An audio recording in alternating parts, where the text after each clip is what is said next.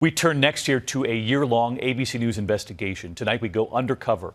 We take you to places where parents send their gay teens, their controversial programs that promise those parents that they can make their children straight. And one man who says he disciplines with a Bible and a belt. Here's ABC's chief investigative correspondent Brian Ross tonight. Take a slight left turn onto Brewer Road. It was down a dirt road in Alabama that we discovered the kind of place that many thought no longer existed. The Blessed Hope Boys Academy for troubled youth. A place where parents of gay teens from across the country send their children, told that counselors here can stop them from being gay. It's going against the Word of God. It is not biblically right. Inside, a man who calls himself Brother Gary, the executive director. You know, this boy here claims to be homosexual. He told our undercover team that for a $21,000 yearly fee, he uses a Bible and sometimes a belt to deal with teenagers who consider themselves gay and act up. I wouldn't do it just because he says he's queer. I'm not going to do that.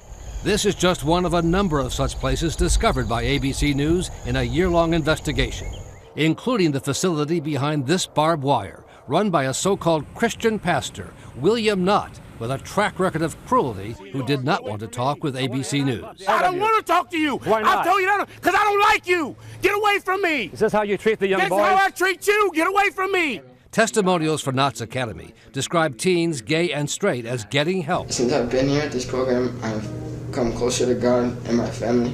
But other teens, including Lucas Greenfield, told ABC News it was a place of physical abuse and cruelty, especially for gay teens. Thrown in isolation and beaten and everything else because they were assumed to be gay. Gay was a sin? Gay is a sin, gay is evil, gay is the worst abomination to God, gay is horrible. Karen Baser, a counselor who quit in disgust, calls Knott a sadist. You think so? I know so. Anybody that has names for their belts to whip children with their bare bottoms is a sadist. And we saw for ourselves how this Christian pastor reacts to someone he does not like. I'm not talking to you, and I've told you that because What about the allegation? What you did to those boys? You, sir? Get away I'm with me. ABC News. What'd you do to those? What'd you do to those boys?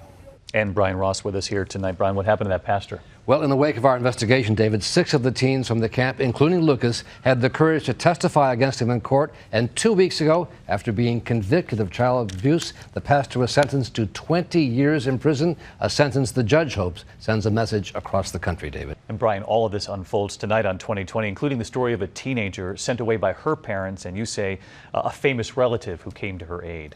That's all tonight. Special edition of 2020, 10 p.m. Eastern, right here on ABC. Brian, we'll see you then.